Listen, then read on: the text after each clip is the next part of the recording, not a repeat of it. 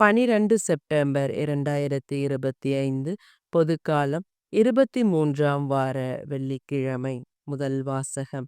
முன்னர் நான் அவரை பழித்துரைத்தேன், ஆயினும் அவர் எனக்கு இரங்கினார். திருத்தூதர் பவுல் தீமோத்தேயுவுக்கு எழுதிய முதல் திருமுகத்திலிருந்து வாசகம். விசுவாச அடிப்படையில் என் உண்மையான பிள்ளை தீமோத்தேயுவுக்கும் நம் மீட்பராம் கடவுளும் நம்மை எதிர்நோக்குடன் வாழ செய்யும் கிறிஸ்து இயேசுவும் இட்ட கட்டளையின்படி கிறிஸ்து இயேசுவின் திருத்தூதனான பவுல் எழுதுவது. தந்தையாம் கடவுளிடமிருந்தும் நம் ஆண்டவராம் இயேசு கிறிஸ்துவிடமிருந்தும் அருளும் இரக்கமும் அமைதியும் உரித்தாகுக. எனக்கு வலுவூட்டும் நம் ஆண்டவராகிய இயேசு கிறிஸ்துவுக்கு நன்றி செலுத்துகிறேன்.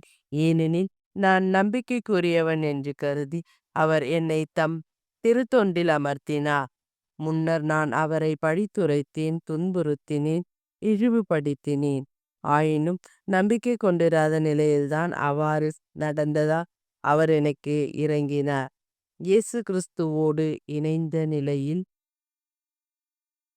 ஏற்படும் நம்பிக்கையோடும் அன்போடும் நம் ஆண்டவரின் அருள் அளவின்றி பெருகியது. ஆண்டவரின் அருள்வாக்கு.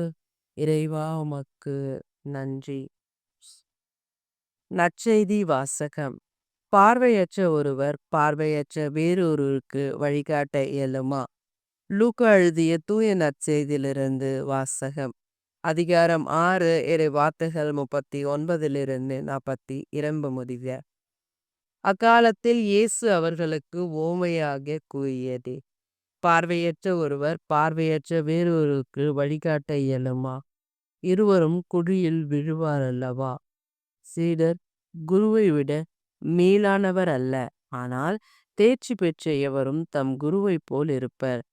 நீங்கள் உங்கள் கண்களில் இருக்கும் மரக்கட்டையை பார்க்காமல் உங்கள் சகோதரர் அல்லது சகோதரியின் கண்களில் இருக்கும் துரும்பை கூர்ந்து கவனிப்பதையே, உங்கள் கண்ணில் இருக்கும் மரக்கட்டையே நீங்கள் பார்க்காமல் இருந்து கொண்டு உங்கள் சகோதரர் அல்லது சகோதரியிடம் உன் கண்ணில் இருக்கும் துரும்பை எடுக்கட்டுமா என்று எப்படி கேட்கலாம்? உங்கள் சகோதரர் அல்லது சகோதரியிடம் உன் கண்ணில் இருக்கும் துரும்பை எடுக்கட்டுமா என்று எப்படி கேட்க முடியும்? வெளிவேடக்காரரே, முதலில் உங்கள் கண்களில் இருக்கும் மரக்கட்டையை எடுத்து எறியுங்கள். அதன்பின் உங்கள் சகோதரர் அல்லது சகோதரியின் கண்களில் இருக்கும் துரும்பை எடுக்க உங்களுக்கு தெளிவாக கண் தெரியும். ஆண்டவரின் அருள்வாக்கு. கிறிஸ்துவே உமக்கு புகழ்.